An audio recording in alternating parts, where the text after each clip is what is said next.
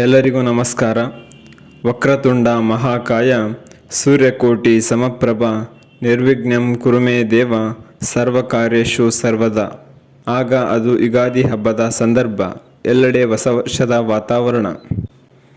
ಹೀಗಿರುವಾಗ ಶ್ರೀ ತ್ರ್ಯಂಬಕೇಶ್ವರ ದೇವಾಲಯದಲ್ಲಿ ಯುಗಾದಿ ಪಾಡ್ಯದ ದಿನದಂದು ಸೂರ್ಯ ಉದಯದ ಸಂದರ್ಭದಲ್ಲಿ ಸೂರ್ಯನ ನೇರ ಕಿರಣಗಳು ಶ್ರೀ ತ್ರ್ಯಂಬಕೇಶ್ವರ ದೇವರನ್ನು ಸ್ಪರ್ಶಿಸುತ್ತವೆ. ಇದನ್ನು ನೋಡಲೆಂದು ಬಹಳಷ್ಟು ಜನ ಭಕ್ತರು ಸೂರ್ಯ ಉದಯಕ್ಕೂ ಮೊದಲೇ ಬಂದು ಗುಡಿಯ ಒಳಗೆ ಸೇರಿರುತ್ತಾರೆ.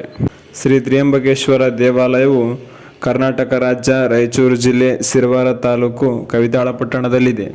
ಈ ಭಾಗದ ಪುರಾತನ ದೇವಾಲಯವಾಗಿದೆ. ಶ್ರೀ ತ್ರ್ಯಂಬಕೇಶ್ವರ ದೇವಸ್ಥಾನದಲ್ಲಿ ಶ್ರೀ ತ್ರ್ಯಂಬಕೇಶ್ವರರ ಜೊತೆಗೆ ಪಂಪಾಪತಿ ಹಾಗೂ ಹಾಲೇಶ್ವರರು ಇದ್ದಾರೆ. ಗಣಪತಿ, ಹನುಮಂತ, ಶಿವಲಿಂಗ, ದೇವಿ ಇರುವರು ಹಾಗೂ ಗುಡಿಯು ತುಂಬ ಅದ್ಭುತವಾಗಿದೆ.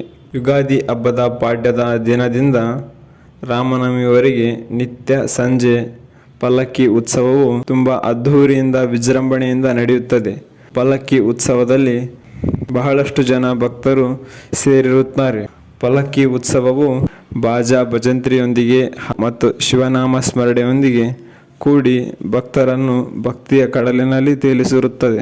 ರಾಮನವಮಿಯ ಇಂದಿನ ದಿನ ಉಚ್ಚಯ್ಯ ಉತ್ಸವವು ಅದ್ಧೂರಿಯಿಂದ ಜರುಗುತ್ತದೆ. ಉಚ್ಚಯ್ಯ ಉತ್ಸವದಲ್ಲಿ ಎಲ್ಲ ಭಕ್ತಾದಿಗಳು ಪಾಲ್ಗೊಂಡು ಯಶಸ್ವಿಗೊಳಿಸುತ್ತಾರೆ.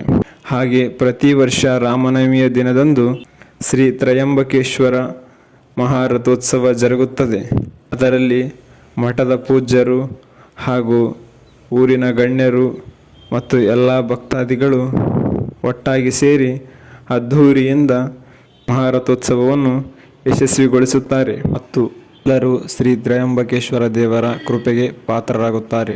ತ್ರಯಂಬಕೇಶ್ವರ ಜಾತ್ರೆಯಲ್ಲಿ ದನಗಳ ಜಾತ್ರೆಯೂ ನಡೆಯುತ್ತದೆ. ದನಗಳ ಜಾತ್ರೆಯಲ್ಲಿ ರೈತರು, ವ್ಯಾಪಾರಿಗಳು ದನಗಳನ್ನು ಮಾರಲು, ತೆಗೆದುಕೊಳ್ಳಲು, ಪ್ರದರ್ಶನ ಮಾಡಲು ಬಂದಿರುತ್ತಾರೆ ಮತ್ತು ಇದನ್ನು ನೋಡಲೆಂದು ಸಾಕಷ್ಟು ಜನ ಭಕ್ತರ ದಂಡೇ ಹರಿದು ಬರುತ್ತದೆ. ಇನ್ನು ಅನೇಕ ಸಾಂಸ್ಕೃತಿಕ ಚಟುವಟಿಕೆಗಳೊಂದಿಗೆ ಜಾತ್ರೆಯು ತುಂಬ ಅದ್ಧೂರಿಯಿಂದ ನಡೆಯುತ್ತದೆ. ಧನ್ಯವಾದಗಳು.